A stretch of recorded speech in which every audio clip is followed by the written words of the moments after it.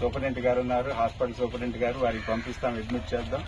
అలాగే ఏమైనా అవసరమైన ఆపరేషన్, కంపల్సరీ ఆపరేషన్ అని పడేది ఉంటే నేను ఫ్రీగా చేస్తాను, డాక్టర్ గారు ఫ్రీగా చేస్తాను. ఈరోజు వచ్చినటువంటి వాటికి. ఆ తర్వాత ఏంటంటే మెడికల్ గురించి మనం ఏంటంటే తీసుకోవాలని జాగ్రత్త అంటే ముఖ్యంగా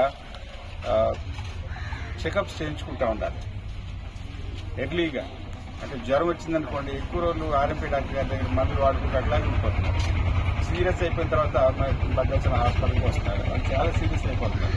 అలాగే 1-2 రోజులు మాత్రం వాడవచ్చు ఆర్ఎంపీ డాక్టర్ గారి దగ్గర వాళ్ళు ఇచ్చిన మందులు వాడుకోండి. అందుకంటే ఎక్కువైతే వెంటనే వచ్చేసేది, లేకపోతే సీరియస్ అయిపోతున్నారు. వచ్చిన తర్వాత వెంటిలేటర్ మీద పెట్టాల్సి వస్తుంది. బతుకుతారో చనిపోతారో తెలియదు, గ్యారెంటీ ఉండదు. అలాంటి పరిస్థితులు తెచ్చుకోవాలి. అలాగే ప్రతి వాళ్ళు 45 సంవత్సరాలు దాటిన ప్రతి వాళ్ళు పురుషులు, 55 సంవత్సరాలు దాటిన పురుషులు, వాళ్ళు గుండెకి సంబంధించినటువంటి కానీ పక్షవాతం సంబంధించిన రాకుండా జాగ్రత్త తీసుకోవాల్సింది ఏంటంటే ఆ ఈకోస్ప్రిన్, క్లోపివాస్, ఎటర్వాస్ అని 3 రకాలు చాలా సింపుల్ మెడిసిన్స్ ఉంటాయి. అవి 45 సంవత్సరాలు దాటిన ప్రతి పురుషులు వాళ్ళకి ఏమీ ప్రాబ్లం లేకపోయినా స్టార్ట్ చేయాలి. అలా స్టార్ట్ చేసి వాళ్ళు వాడుకుంటే 80 సంవత్సరాలు వచ్చే వరకు వాడవచ్చు. వాటి వల్ల పెద్ద కాంప్లికేషన్స్ ఉండవు. వాటి వలన మీకు హార్ట్ అటాక్ రాదు, అలాగే పక్షవాతం రాదు. ఈ 2 జబ్బుల్ని మనం నియంత్రిస్తున్నాం. దానికోసం చాలా జబ్బులు తగ్గిపోయినాయి. చాలా మందికి ఆరోగ్యంగా 80 సంవత్సరాలు బతకడానికి కారణం అదే, లాంజివిటీ పెరగడానికి కారణం అదే. అలాగే బాగా మందు తాగేసి ఆరోగ్యం పాడు చేసేసుకునేవాళ్ళు. ఇదివరకు పుండ్లు, కడుపులో పుండు పడి బొక్కబడి వచ్చేసేసేవాళ్ళు. ఇదివరకు అవి చాలా తగ్గినాయి. కారణం ఏంటంటే ప్రతి వాళ్ళు కడుపులో గ్యాస్ ట్రబుల్ వచ్చింది అని ఆ యొక్క ర్యాంటాక్ టాబ్లెట్లు, లేదంటే ఇప్పుడు ఉన్నటువంటి ఓమేజ్ టాబ్లెట్లు కానీ రకరకాల టాబ్లెట్లు ఉన్నాయి. ఇవి వాడటం వల్ల తగ్గింది. అదేవిధంగా ప్రతిదానికి డాక్టర్ని కన్సల్ట్ అయ్యి మెడిసిన్ కనుక ఎర్లీగా తీసుకుంటే ఈరోజు చాలా జబ్బులు తగ్గినాయి. అందుకోసమే ఒకప్పుడు మన భారతదేశానికి స్వాతంత్ర్యం వచ్చినప్పుడు సగటు మనిషి జీవితం ఏంటంటే 32 సంవత్సరాలు మాత్రమే. సగటు జీవితము 32 సంవత్సరాలు. ఇవాళ 69 సంవత్సరాలకు వచ్చింది సగటు జీవితం. కారణం ఏంటంటే వైద్యం చాలా అభివృద్ధి చెందింది. ఆ అభివృద్ధి చెందిన వైద్యాన్ని మనం అందుకోవాలి. చాలా కష్టమైంది కాదు. ఈకోస్ప్రిన్, క్లోపివాస్, ఎటర్వాస్ ఈ 3 మందులు కనుక వాళ్ళు 45 సంవత్సరాలు వచ్చిన పురుషులు అందరూ వాడాలి. అంటే బీపీ, షుగర్ ఉంటే ముందుగా స్టార్ట్ చేయాలి. అలా కాకుండా 50 సంవత్సరాలు దాటినటువంటి స్త్రీలు అందరూ వాడాలి. 80 సంవత్సరాల వరకు వాడచ్చు, ఏం ప్రాబ్లం లేదు. ఈ విధంగా మనం జాగ్రత్త తీసుకుంటే మనం ఇవాళ 69 సంవత్సరాలు యావరేజ్ లైఫ్ ఉంది. ఇంకా ఎక్కువ ఉంది. చక్కగా ఎక్కువ మంది 90 సంవత్సరాలు, 100 సంవత్సరాలు బతికే అవకాశం ఉందన్నమాట. ఇలాంటి సింపుల్ జాగ్రత్త తీసుకుని ఎర్లీ చెకప్ చేసుకుని మరి మంచి ఆరోగ్యకరమైనటువంటి జీవితం జీవించాలని, అలాగే ఈ రోజు ఉన్నటువంటి క్యాంపుని అందరూ సద్వినియోగం చేసుకోవాలని మనవి చేస్తూ ఈ యొక్క అవకాశం ఇచ్చినటువంటి మా రోటరీ టీమ్కి నేను కృతజ్ఞత తెలియజేస్తూ ముగిస్తున్నాను. Thank you. నమస్కారం. రోటరీ క్లబ్ ఆఫ్ భద్రాచలం ఇక్కడ శ్రీధర గ్రామంలో మెగా హెల్త్ క్యాంప్ చేస్తున్నాం. ప్రతి సంవత్సరం 5-6 హెల్త్ క్యాంపులు చేస్తాం రోటరీ క్లబ్. ఇప్పుడు అనారోగ్య జలుబు, జ్వరం, గ్యాస్ ట్రబుల్స్ కొన్ని ప్రాబ్లమ్స్ ఉన్నాయి కదా, అత్యవసరంగా అనుకొని ఒక 4 రోజుల్లోనే అనుకుని ఇక్కడ 400 రోజుల పైన వచ్చారు. 1,00,000 రూపాయల మందులు తీసుకురావడం జరిగింది. వీరికి వీరందరికీ ఉచితంగా మందులు ఇస్తున్నాం. 9 మంది డాక్టర్లు వచ్చారు.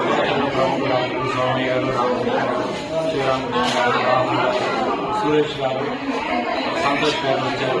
అందరికీ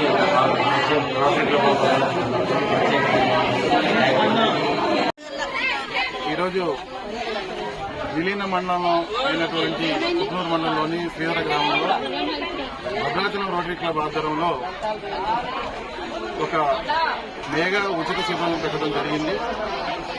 ఈ శిబిరంలో భద్రాచలం పట్టణంలోని సీనియర్ మోస్ట్ వైద్యులు, ప్రముఖ వైద్యులు, దాదాపుగా 12 మంది డాక్టర్లు, మహిళా డాక్టర్లు కూడా వచ్చి ఈ శిబిరంలో పాల్గొనడం జరిగింది. రోటరీ క్లబ్ ఆధ్వర్యంలో వాళ్ళకి ప్రత్యేక ధన్యవాదాలు. అదేవిధంగా ఇది ఒకప్పుడు బుర్గంపాడు మండలంలో ఉండే ఊరు. హెడ్ క్వార్టర్కి 4 కిలోమీటర్లే, కానీ మరి బైఫర్కేషన్ లో ఈ చివరి ఊరు అప్పుడు వెస్ట్ గోదావరిలోకి వెళ్ళింది. ఇప్పుడు ఏలూరు అని పేరు పెట్టారు.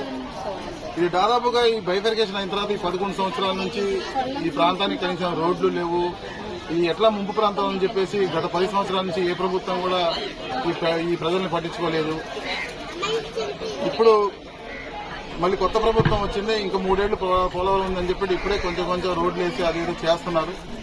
ముఖ్యంగా నేను రోటరీ క్లబ్ లో గత 7-8 ఏళ్ల నుంచి పనిచేస్తున్నాను. నేను పుట్టి పెరిగిన ఊరు, నేను ఇక్కడే ఈ స్కూల్లోనే చదువుకున్నాను. భద్రాచలం రోటరీ క్లబ్ ద్వారా ఎప్పుడూ భద్రాచలం డివిజన్ లో వెంకటాపురం, చర్ల, దుమ్ముగూడెం, భద్రాచలంలో క్యాంపులు పెట్టారు. కానీ ఇలా ఆంధ్రప్రదేశ్ ఒక వేరే రాష్ట్రానికి వచ్చి పెట్టలేదు. నా అదృష్టం ఏంటంటే వీళ్ళందరూ నేను రిక్వెస్ట్ చేశాను, ఇట్లా మా ఊర్లో పెడదాం, ఒక మంచి క్యాంప్ పెడదాం, సీజనల్ గా ఇప్పుడు వ్యాధులు వస్తున్నాయని చెప్తే ముక్తకంఠంతో రోటరీ సభ్యులు అందరూ, పూర్వ అధ్యక్షులు అందరూ కలిసి ఓకే తప్పకుండా పెడదామని చెప్పడం జరిగింది. మా రోటరీ క్లబ్ సభ్యులు, పూర్వ అధ్యక్షులు అందరి సహకారంతో దాదాపుగా 1,20,000 రూపాయల మందులు కూడా తీసుకురావడం జరిగింది. అంటే వ్యాధిని బట్టి అందరికీ బలానికి కానివ్వండి, దగ్గుకు కానివ్వండి, జలుబుకు కానివ్వండి, గ్యాస్కి కానివ్వండి, అన్నిటికి కూడా నొప్పులకు కానీ అన్నింటికి కూడా ప్రతి ఒక్కరికి కూడా మందులు ఉచితంగా ఇవ్వడం జరుగుతుంది. అదేవిధంగా కంటి పరీక్షలు కూడా చేస్తున్నాం.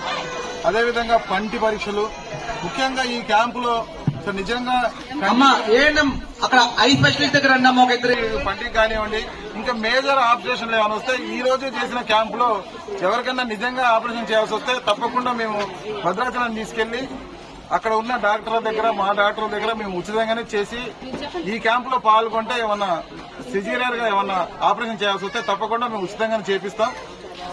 మరి భద్రాచలం రోటరీ క్లబ్ ఏర్పడి 37 సంవత్సరాలు. మరి అప్పటి నుంచి కూడా అనేక సేవలు చేస్తున్నాం. అందులో భాగంగా ఈ రోజు ఇక్కడ ఈ క్యాంపు చేద్దాం. విశేష స్పందన ప్రజలందరూ కూడా వచ్చి మరి ఈ డాక్టర్ దగ్గర సూచనలు సలహాలు తీసుకొని మందులు కూడా తీసుకుంటున్నారు. చక్కగా వచ్చారు, అందరూ కూడా వచ్చి ఈ క్యాంపుని సద్వినియోగం చేసుకున్నారు. ఈ క్యాంపులో మా రొటేరియన్స్ కూడా దాదాపుగా 10-12 మంది పూర్వ అధ్యక్షులు మరి రొటేరియన్స్ అందరూ కూడా పాల్గొనడం జరిగింది. ఇంత ఇంటీరియర్కి నేను రారనుకున్నాను, కానీ మరి అందరూ కూడా ఇక్కడికి వచ్చి ఈ క్యాంపులో పాల్గొనడం జరిగింది.